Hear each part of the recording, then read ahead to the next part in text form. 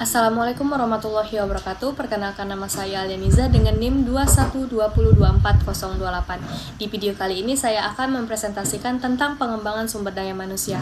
Nah, apa sih pengembangan sumber daya manusia itu?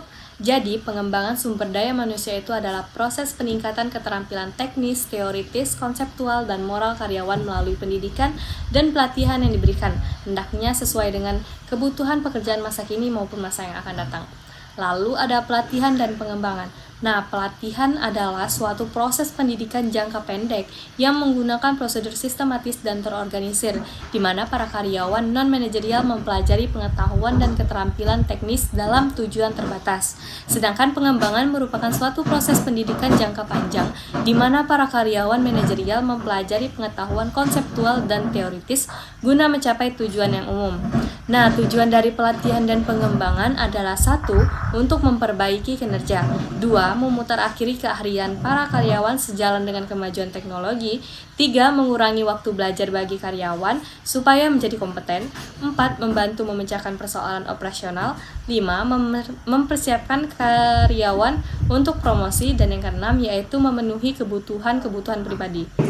Lalu bagaimana sih cara mengidentifikasi adanya kebutuhan akan pelatihan tersebut? Yaitu dengan cara membandingkan uraian pekerjaan dengan pengetahuan dan keterampilan yang dimiliki karyawan atau calon karyawan. Lalu menganalisis penilaian prestasi. Beberapa prestasi yang di bawah standar kemudian dianalisis dan ditentukan apakah disebabkan oleh penyimpangan yang terjadi atau karena adanya kesenjangan pengetahuan.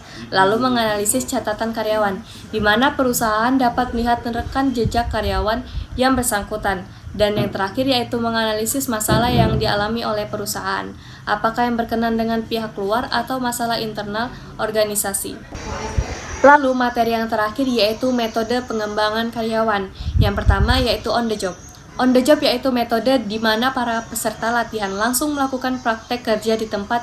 Yang kedua yaitu vestibul, yaitu metode pelatihan yang dilakukan di dalam ruangan. Dan yang ketiga yaitu simulation, yaitu situasi yang ditampilkan semirip mungkin dengan situasi yang sebenarnya kepada para peserta. Dan yang terakhir yaitu classroom method, yaitu metode pertemuan di dalam kelas, misalnya rapat, briefing, dan seminar. Sekian dari presentasi saya. Wassalamualaikum warahmatullahi wabarakatuh.